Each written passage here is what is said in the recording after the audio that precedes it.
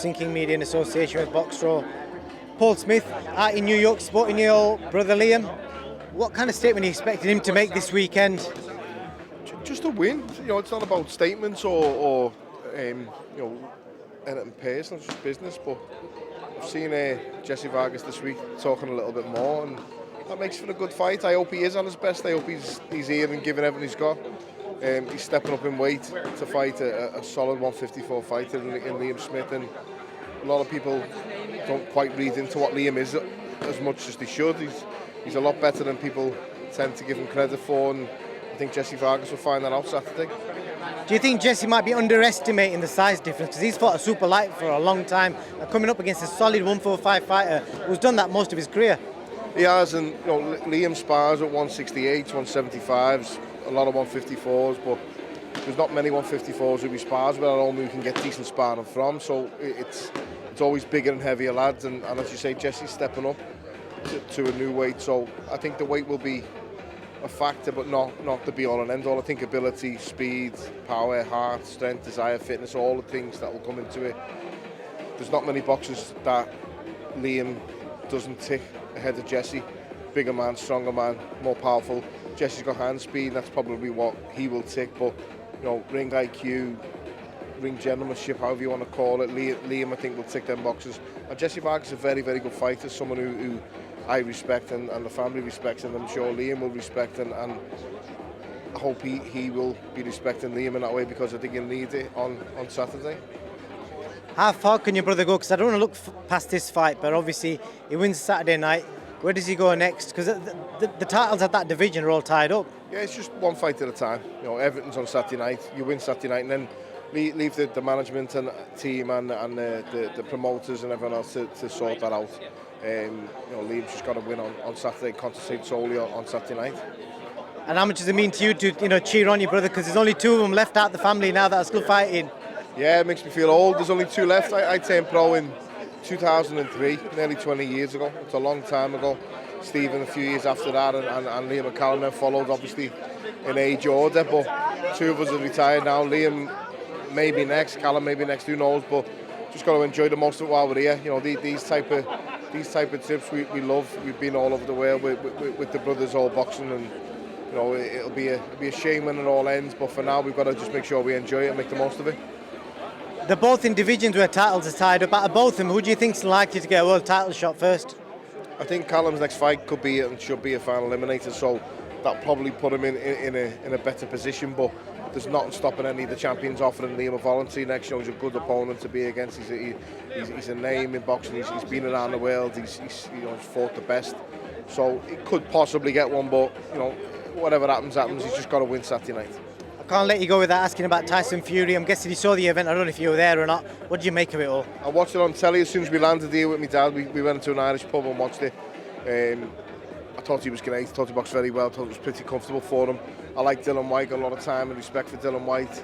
He just couldn't get into the fight. I felt he was loading up a little bit too much time to look for the big shots, and tactically just probably got it wrong on the night. But Dylan White can be very proud of himself, of his career, of the money he's in, the position he's got himself into. Not many things will have been expected from Dylan White when he was younger, from people around him and maybe himself.